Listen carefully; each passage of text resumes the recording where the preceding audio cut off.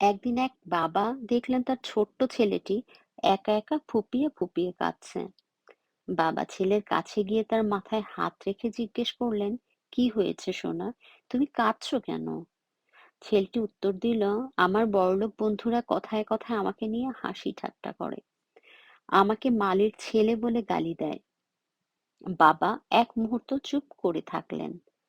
আমার সাথে এসো, আজ আমরা দুটি ফুল গাছ লাগাবো, এতে হয়তো তোমার মনের দুঃখ কিছুটা লাঘব হবে।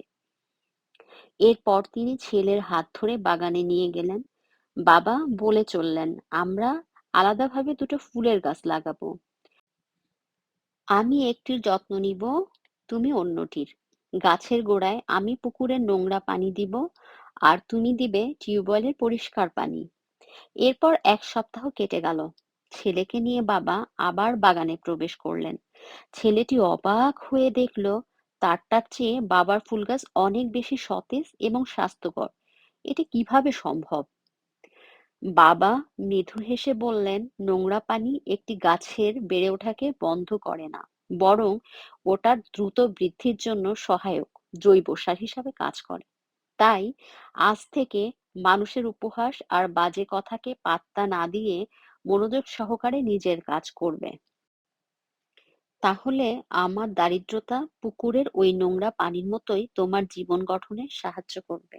এই ছিল আমার আজকের শিক্ষামূলক ছোট্ট একটি গল্প।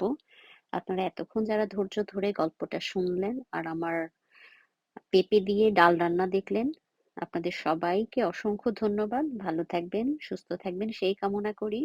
আর পেঁপে দিয়ে ডাল আমার খুবই পছন্দের একটা খাবার। ইনফ্যাক্ট আমার না, শুধু আমার পরিবারের সবাই এই খাবারটা খুবই পছন্দ করে। আশা করি আপনারাও রান্না করে খেতে পারেন। আর যদি আমার ভিডিও বা আমার গল্প আপনাদেরকে ভালো লাগে, তাহলে প্লিজ আমাকে লাইক দিবেন, কমেন্টস করে আমাকে উৎসাহিত করবেন। সবাই ভালো থাকবেন। আসসালামু আলাইকুম। আল্লাহ হাফেজ।